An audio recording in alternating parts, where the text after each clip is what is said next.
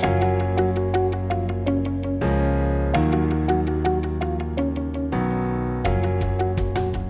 everyone, this is LorePerdomo again with you, like any other Thursday, and I wanted to teach you how to calculate the return of your investment on rental properties. So follow me with all this exercise that I have prepared for you.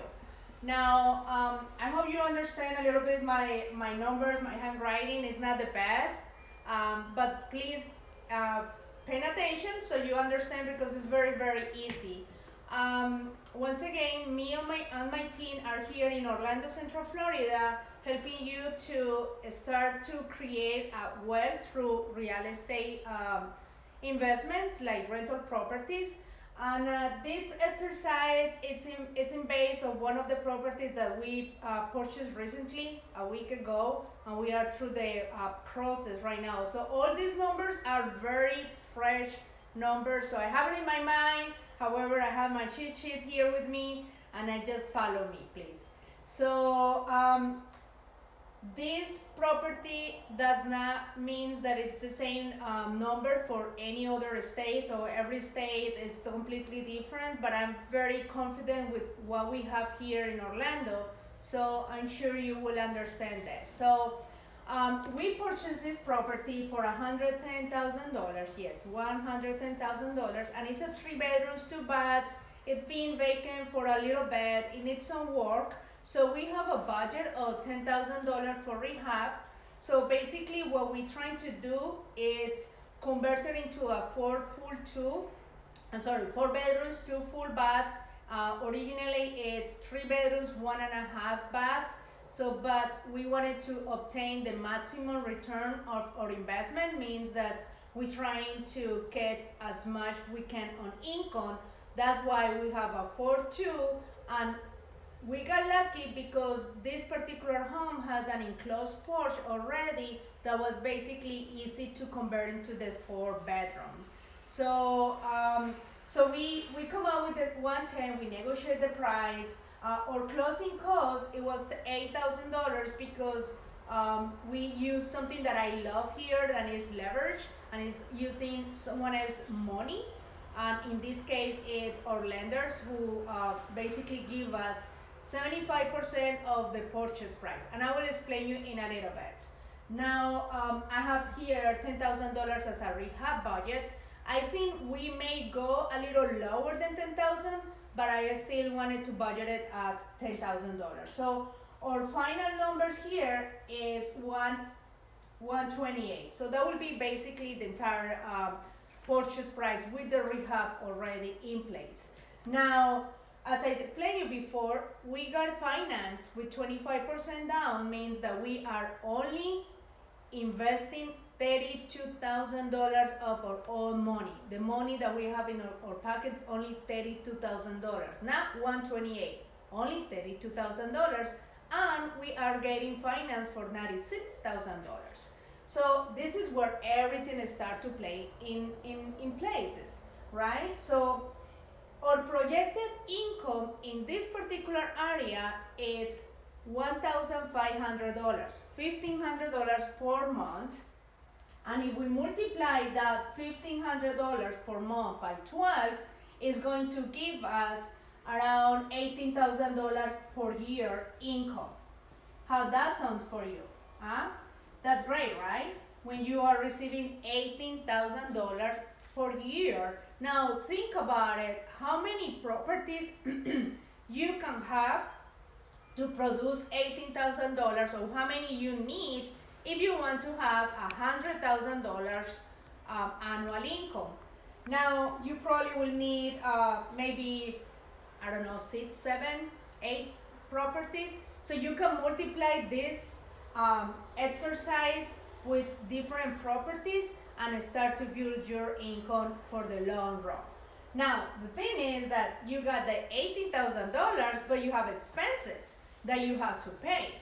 Now, if you remember, I already told you that I get finance, and the finance was for $96,000. Now, I have to repay that every month. So it's $575 per month. That will be our monthly payment, just principal and interest. But we have other expenses. We have taxes, homeowner insurance. We need to calculate vacancies in case that we have a tenant, we don't have a tenant in a month or 2 months in our property.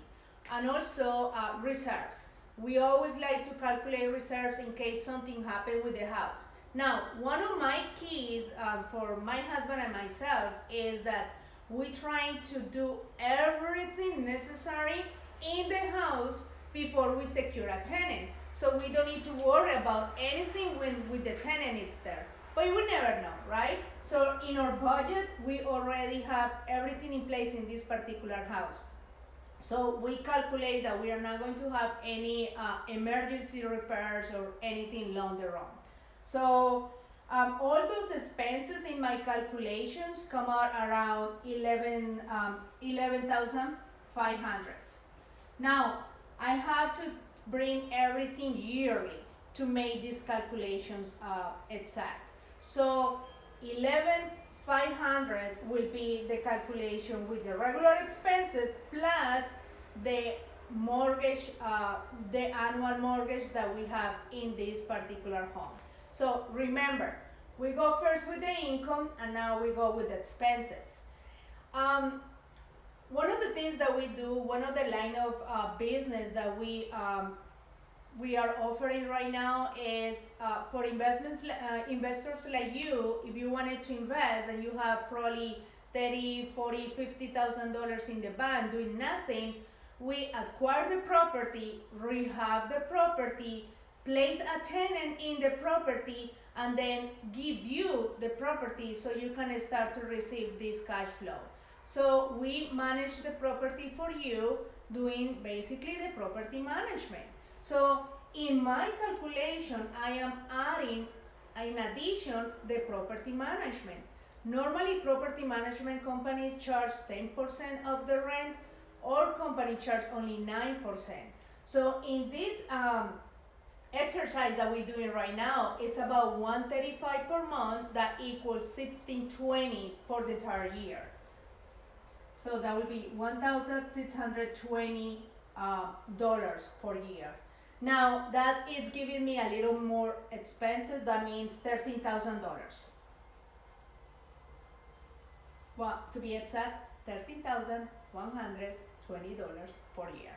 Now, if I take this total amount and I deduct it from the annual income, again, if I take the total of the expenses and I deduct it from the annual income, the $18,000, is going to give me the cash flow per year. That's the gross cash flow, and it's going to be around $5,000. Now, you're going to tell me, Lorena, I'm going to get only $5,000 of this investment per year, but that's nothing. I have a lot of people complaining, but this is very little money for such a big investment. Now, hold on, how much do you invest? Yes, you only invest $30,000 because you get a finance of the 75% of the gross amount of the purchase price. So the only investment that you did was actually $32,000. So the calculation is perfect because you are getting $5,000 of a $32,000 investment, and that's where the big number shows. So in this particular one, if you make the $32,000 divide by $5,000, total investment was $32,000, and divided by, $5,000, that is the annual cash flow, and if you divide it into $32,000, that is the gross investment, your return of the investment is actually 16% of your investment. Now, let me ask you something. Right now, in the current market, right now, how things are, going on in the economy and the global, in the entire world, where do you have a $16,000, I'm sorry, 16% return of your investment? I don't know you, but I feel very confident that this is something that I really like on my investments, and we do all these numbers just to be sure that this is the return that we're getting. Now, it doesn't mean that all the properties will give you this kind of return, but there is a lot of properties that I can give you that. Now, the key here is to use the leveraging the money from the bank, from the lender, from investors, from different other people than yours. So if you don't even invest 32 because you are getting 100% of the initial investment, I'm sure you will be getting a higher return. So if you wanted to learn more about this, just shoot a quick text or email us or make a comment or do a like to or any of our social media platforms or our YouTube channel. And remember where you can find us. It's 407-913-9388. Don't wait any more longer. If you have that money in the bank, in your 401k or any other institution doing nothing, and you're trying to get more than what you're getting right now, give us a call right now, because we are your team here in Central Florida to help you to bring all those real estate dreams into reality. So again, it's LorePerdomo, and I see you next Thursday with more valuable information. Ciao, ciao.